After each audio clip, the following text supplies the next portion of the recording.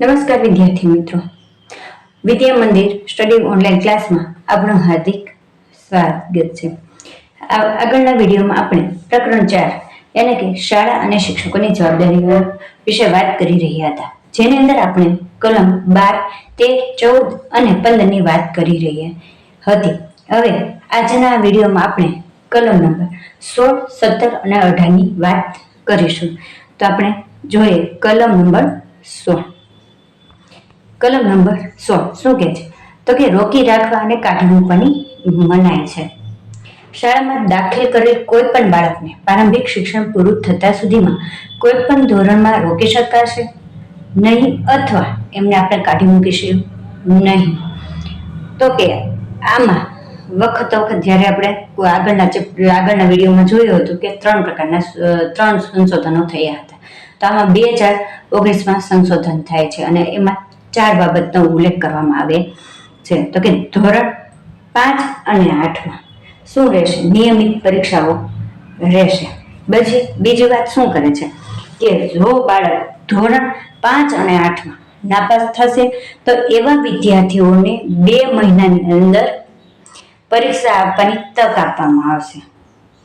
પરંતુ જો ફરીથી આ પરીક્ષાની અંદર નાપાસ થશે તો તેને આપણે ધોરણ 5 અને 8માં રોકી રાખીશું।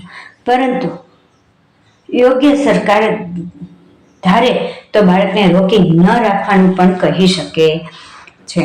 આપણે ત્યારબાદ કલમ 17નો અભ્યાસ કરીશું। હવે કલમ 17 શું કહે છે? તો કે બાળકને શારીરિક શિક્ષણ અને માનસિક કનડગત ઉપર પ્રતિબંધ।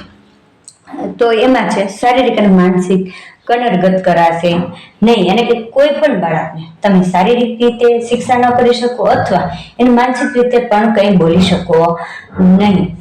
જો કદાચ તમે એમને શારીરિક શિક્ષા કરશો તો શું? તો કે સેવા નિયમ હેઠળ શિસ્તના પગલાં લઈ શકાશે, એટલે કે બાળકને મારવો નહીં, તેમને કોઈ પણ કંઈ પણ રીતે માનસિક રીતે ત્રાસ પણ આપી શકાશે નહીં। ત્યારબાદ કલમ આપણે 18ની વાત કરીએ।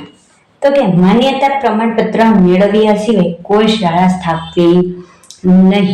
તો પેલું છે માન્યતાનું પ્રમાણપત્ર, એટલે કે યોગ્ય સરકાર અથવા સ્થાનિક સત્તા તંત્રએ સ્થાપેલી માલિકીની કે નિયંત્રિત કરેલી શાળાઓ સિવાયની કોઈ શાળા આ અધિનિયમની શરૂઆત પછી નિયત કરવામાં આવે તેવા સ્વરૂપે અને તે રીતે અરજી કરીને આવા સત્તાતંત્ર પાસેથી માન્યતા પ્રમાણપત્ર મેળવ્યા સિવાય કોઈ પણ શાળા સ્થાપી શકાશે નહીં કે તેની કામગીરી કરી શકાશે નહીં। ધારો કે શું થશે?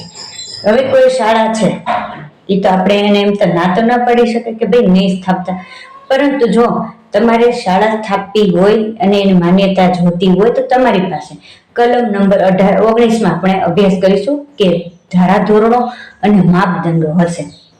તો એ માપદંડો તમારે શું કરવા પડશે? તો કે માપદંડોના આધારે તમારે શાળાનું પ્રમાણપત્ર તમને કાઢી આપશે। હવે જોઈએ કે માન્યતા, હવે ધારો કે કોઈ પણ સરકારે એમની માન્યતા કોઈ પણ શાળા પાસે તો છે, પરંતુ શું માન્યતા પાછી ખેંચી શકે? તો કે હા, માન્યતાની શરતોનું ઉલ્લંઘન કરતા નિયમ કરેલ સત્તાતંત્ર ક્યારેક લેખિત હુકમ કરી માન્યતા પાછી ખેંચી શકે છે, પરંતુ આવો હુકમ આવી સામાન્ય શાળામાં ભણતા બાળકને નજીકની કઈ શાળામાં દાખલ કરવાનું છે તેની સૂચનાનો સમાવેશ કરવામાં આવશે। ધારો કે તેમને કોઈ પણ સ્કૂલ છે એની માન્યતા પાછી ખેંચશે તો તેમાં અભ્યાસ કરતા બાળકો ક્યાં ભણવા જશે? તો તેની સાથે તેઓ નામ વાળી જે સ્કૂલની આજુબાજુ વિસ્તારમાં આવેલી સ્કૂલો છે તેની નામ સાથેની તેઓ કહેશે કે આ બાળકોને અહીંયા ભણવા મૂકવાના છે। પરંતુ જો હજી એમને માન્યતા પાછી ખેંચવા માટે લેખિત હુકમ કરેલો છે, પરંતુ વધુમાં આવી શાળાને નિયત કરવામાં આવે તેવી રીતે સાંભળવાની તક આપ્યા સિવાય માન્યતા પાછી ખેંચી લેવાશે નહીં। અને ધારો કે માન્યતા પાછી ખેંચી લીધી હોય અને આ તારીખથી શાળા ચાલુ રાખી શકાય નહીં, એટલે કે બંધ કરવાની છે, પરંતુ જો કોઈ વ્યક્તિ જો શાળાની માન્યતા પાછી ખેંચી લીધા પછી પણ જો શાળા એ શરૂ રાખશે તો તેને 1 લાખ રૂપિયા દંડ ભરવો પડશે. અને વારંવાર એમણે આવી રીતના સૂચનો આપી છે અને જો તે ઉલ્લંઘન કરશે તો એને એટલા દિવસ સુધી તો દરેક દિવસ માટે રૂપિયા 10,000 સુધીનો દંડ ભરવો પડશે. તો આજે આપણે આ વિડીયોની અંદર મુખ્ય 3 કલમની વાત કરી હતી. તો કે બાળકને આપણે શું કરવાનું નથી કે રોકી રાખવા, કાઢી મૂકવાના નથી, એ કલમ 16માં. પણ એમાં આપણે 2019માં સંશોધન થયું હતું. એ સંશોધને શું કીધું હતું કે બાળકને ધોરણ 5 અને 8માં આપણે નાપાસ કરી શકીશું. ત્યારબાદ આપણે કલમ 17ની વાત કરી હતી.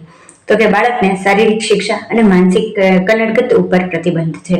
બાળકને જો આવું કોઈ કરવામાં આવશે તો સેવા નિયમો હેઠળ શિસ્તના પગલાં લઈ શકાશે. અને ત્યારબાદ કલમ 18માં આપણે વાત કરી હતી માન્યતાનું પ્રમાણપત્ર. તો કે ખાસ તો શાળા સ્થાપવા માટે માન્યતાનું પ્રમાણપત્ર હોવું જોઈએ. ત્યારબાદ માન્યતા પ્રાપ્ત કરેલ હોય તો કે કલમ 19માં આપેલા માપદંડો અને ધારાધોરણો મુજબ તેમના નિયમો હશે તે પ્રમાણે એની શાળા સ્થાપાયેલી હોવી જોઈએ. તો કે હવે એની શાળાની માન્યતા પાછી ખેંચી શકે?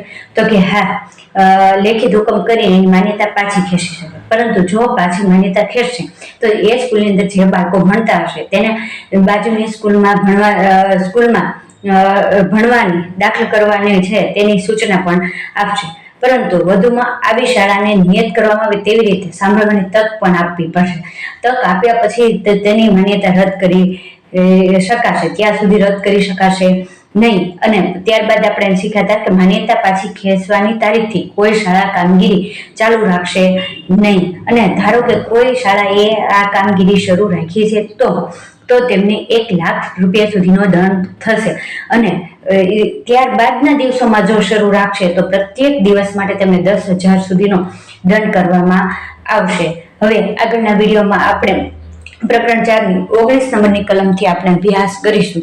જો તમે અમારા વિડીયોમાં નવા હો તો અમારો વિડીયો લાઈક કરો, શેર કરો, સબસ્ક્રાઈબ કરો, જેથી કરીને તમને આવા અવનવા વિડીયો મળતા રહેશે. અસ્તુ.